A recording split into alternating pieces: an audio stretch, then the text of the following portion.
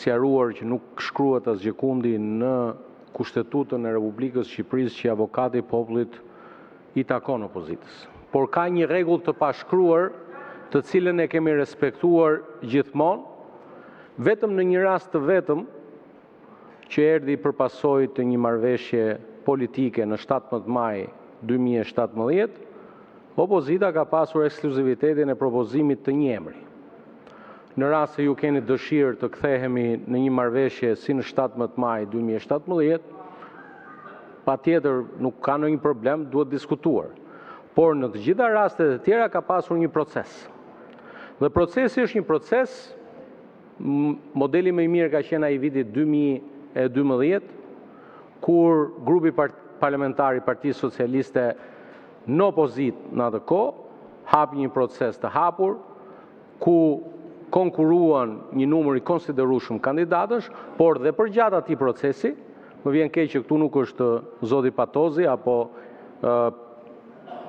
drejtues të tjerë të grupit parlamentar të Partisë Demokratike, dhe përgjatë atij procesi ka pasur një konsultim me grupin e mazhorancës për të rënë dakord për emrin. Kështu që ju nuk mund të vini të thoni o ky, o Rame vdishëm, por zoti Peleshi në mënyrë të përsëritur, përpara zotit Peleshi edhe zotit Çuçi, përpara zotit Çuçi edhe unë si kryetar grupi, ju kemi thënë që hajde të ndërtojmë një proces. Ka një model të konsoliduar në Kuvendin e Shqipërisë, siç e kemi thënë që vihet me ju mund të sillni 4 kandidatura, ndër ato 4 kandidatura hiqen 2 kandidatura me propozim të mazhorancës dhe shkohet me 2 kandidaturat e mbetura për të votuar. Dhe këtë model e kemi në fakt të vendosur edhe në përzgjedhjen e disa institucioneve tjera. Mos harroni asnjëherë që kërkohen 84 vota për zgjedhjen e avokatit të popullit. Në këtë legjislaturë nuk janë. Kështu që as në atë tjetër. Kështu që në këtë aspekt është e kotë që ju të përdorni shembuj që nuk ekzistojnë, ndërkohë që i vetmi shembull që ekziston është ai i 17 majit 2017, kur ne në seancën e datës 25 maj 2017 kemi votuar zonjën Balanca për një mandati së cilës, se jeni dhe keq me matematikën, ka përfunduar para 3 vitesh, jo para 1 viti. Dhe ky proces ka 4 vite pothuajse që po zgjat, sepse e kemi filluar që 6 muaj para që në janar të 2022-shit, po shkojmë jemi në korrik pothuajse të 2025, 3 vite e gjys.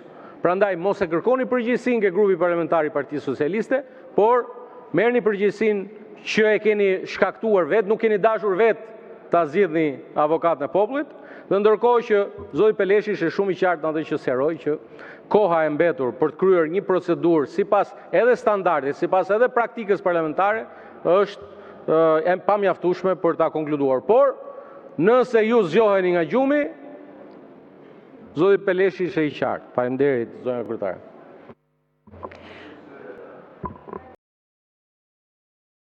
Zoti Noka, nëse është për të njëjtën çështje, vijojmë, keni kohën e diskutimeve plot për procedurë. Besoj kemi rast për ta diskutuar, por nuk është ky rasti sepse kemi patur kohë plot për ta diskutuar këtë çështje dhe duhet jemi më serioz për zgjedhjen e avokatit popullit.